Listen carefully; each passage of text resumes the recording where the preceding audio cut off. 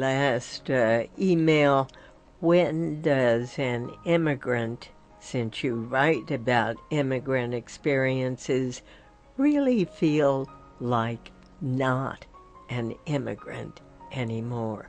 Is one an immigrant forever? Well, I can't speak for others, but I imagine that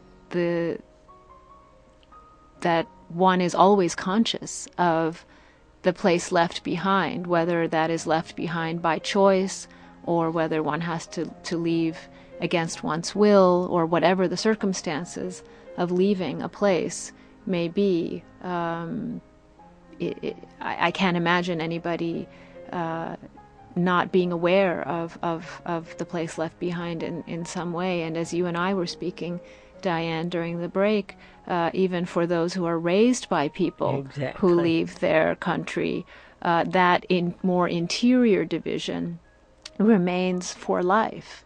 I will never be able to feel fully American or Indian. I will always see myself in some sort of in-between zone in which I'm a little bit of this and a little bit of that, but never anything satisfactorily and fully. And how do you think your children feel, considering the fact that you married someone from Guatemala? You now live in Italy.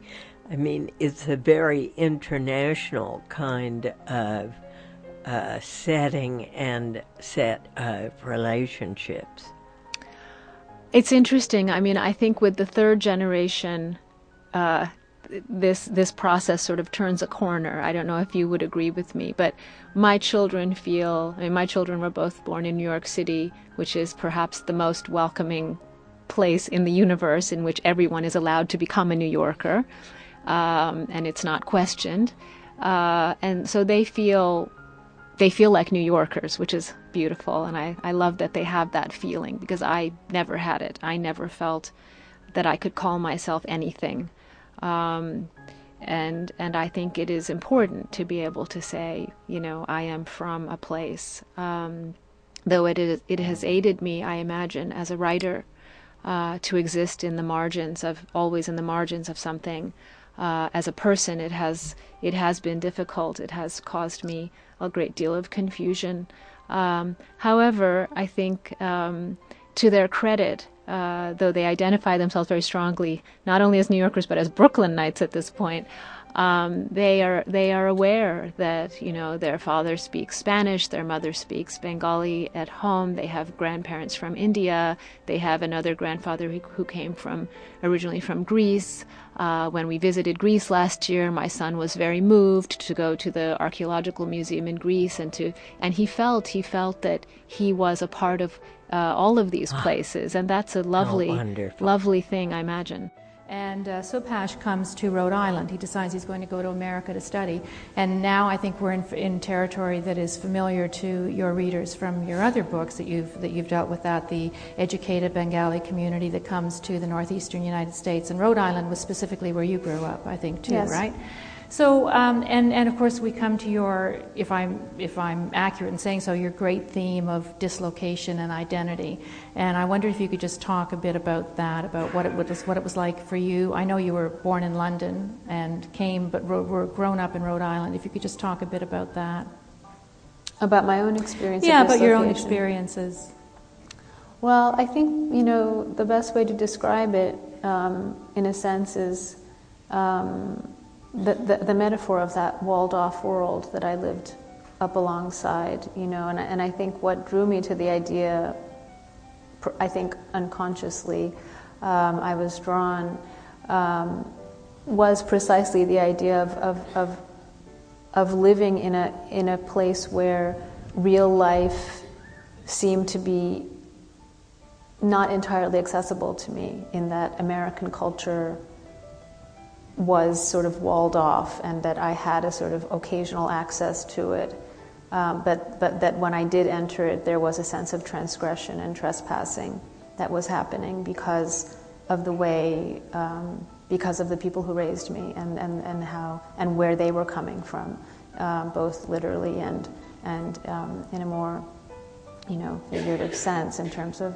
how they wanted to raise me, what they believed in, and so on and so forth. So I felt, in retrospect, after I wrote the book, I realized that idea of crossing over and being attracted to something and not feeling entirely a part of it, but also living right up alongside of it, in a way defined my own upbringing. Mm-hmm.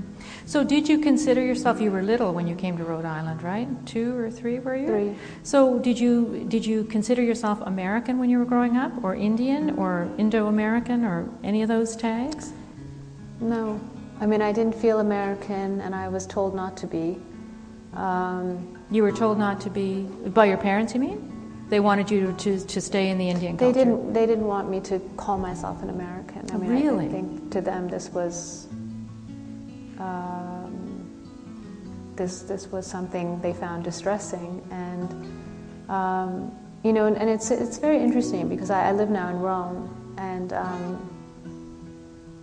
I have met various people, Italians obviously, but also Americans, other nationalities living in Rome, and it's one meets a range of people, and the people who aren't Italian, who are raising families there, their children, there's a clear expectation that we are Americans living in Rome, and so I think it's really quite normal. So similarly, my parents were Bengalis living in America, and this was who they were, and and I was their child, and that was the notion.